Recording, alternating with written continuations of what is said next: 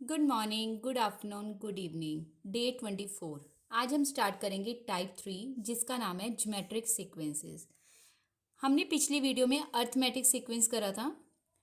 आज हम करेंगे ज्योमेट्रिक सीक्वेंस। ज्योमेट्रिक सीक्वेंस क्या कहते हैं? एग्जाम्पल के साथ 2, 4, 8, 16, 32, अप टू सो एन। ठीक है। अब यहाँ पे 2 1 2, 2 2 4, 4 2 8, 8 2 16, 16 2 32। ठीक है। अब यहाँ से हमें पता चले किस पे मल्टीप्लाई हो रही है, 2 पे। ठीक है, तो उसको क्या कहते हैं? Geometric sequence. जो हमारे मल्टीप्लाई करके एक टर्म बनती है, सीक्वेंस बनती है, उसको क्या कहते हैं? Geometric sequence. ठीक है। अब यहाँ पे 2 × 2 4, 4 × 2 8, 8 × 2 16, 16 × 2 32। ठीक है, यानी कि किससे गुना हो रहा है? 2 से। एक और एग्जांपल लेते हैं, 3, 9, 27, 81, अप टू सोन। ठीक है।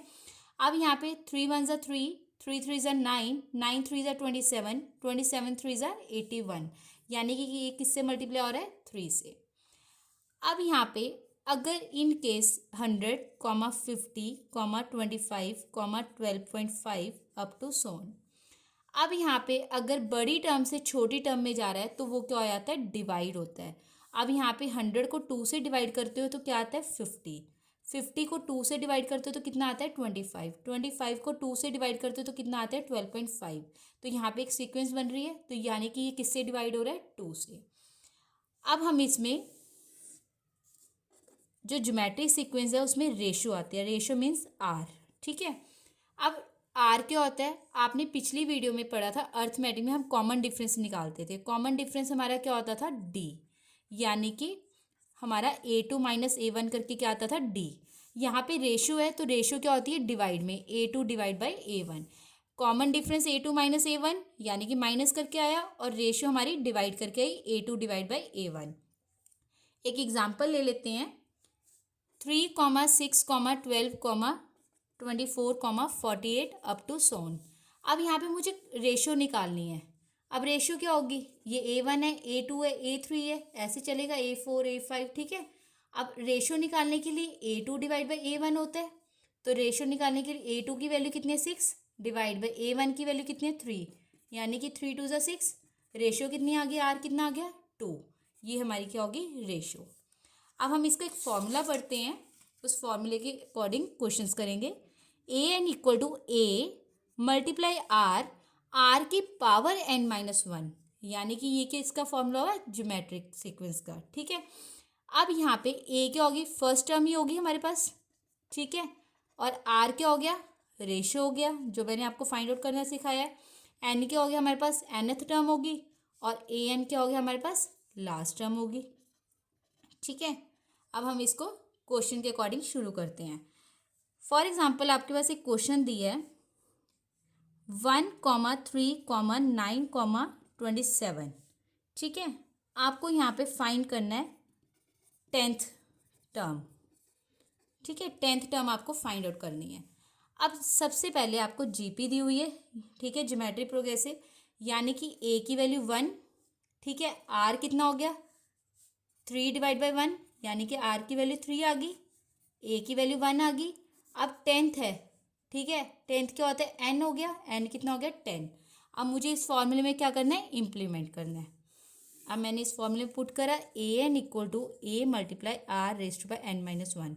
AN नहीं है, एज इट इज। ए की वैल्यू मेरे पास कितनी है? 1 मल्टीप्लाई आर की वैल्यू कितनी है? 3, और रेज टू बाई n 10-1।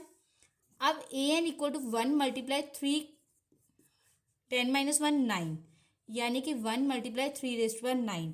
अगर आप 3 रेज टू बाई 9 मल्टीप्लाई करते हो वो भी कर सकते हो, नहीं तो आपका आंसर कितना आ गया? ठीक है, 1 मल्टीप्लाई 3 रेज टू बाई 9, यानी कि 3 रेज टू बाई 9। इसी की तरह एक और क्वेश्चन लेते हैं। आपके पास क्वेश्चन दी है 3, 6, 12, 24, 48 up to so N, find 7th term. ठीक है। अब ए की वैल्यू कितनी है? 3। रेशो निकालो, 6/3 हो जाएगा, 3 2 6, यानी कि रेशो कितनी आई? 2। ए कितना आया? 3। nth टर्म कितनी दी हुई है? 7। ठीक है। अब AN नहीं है। अब मुझे formula A N equal to A R raise to power N minus one. A N as it is, A की वैल्यू कितनी है 3 मल्टीप्लाई आर की वैल्यू कितनी है 2, अब एन की वैल्यू कितनी है 7 माइनस वन। इस फॉर्मूले में जब पुट करोगे तो ध्यान रहे ए को आर के साथ मल्टीप्लाई मत करना, पहले आर की पावर को सॉल्व करोगे फिर उसके बाद मल्टीप्लाई होगा, ठीक है। अब यहाँ पे ए एन इक्वल टू 3 मल्टीप्लाई 2 की पावर 6, यानी कि 3 मल्टीप्लाई 2 की पावर 6 अगर 6 टाइम मल्टीप्लाई करोगे 2 multiply 2 multiply 2 multiply 2 multiply 2 multiply, ठीक है, ये कितना आ गया 6 टाइम कर दिया। 2 टू ज़ा 4, 4 टू ज़ा 8, 2 टू ज़ा 4, 4 टू ज़ा 8, यानी कि 8 मल्टीप्लाई 8 64। इसको मैंने आपको रफ में करके दिखाया है। 3 मल्टीप्लाई 2 की पावर 6 कितना आया 64, यानी कि 64 को जब 3 से मल्टीप्लाई करोगे कितना आ जाएगा 192 हमारा आंसर। होप करती हूँ आपको ये वीडियो अच्छी लगी हो। लाइक करें, सब्सक्राइब करें, शेयर करना ना भूलें। मिलते हैं नेक्स्ट वीडियो के साथ। Thank you.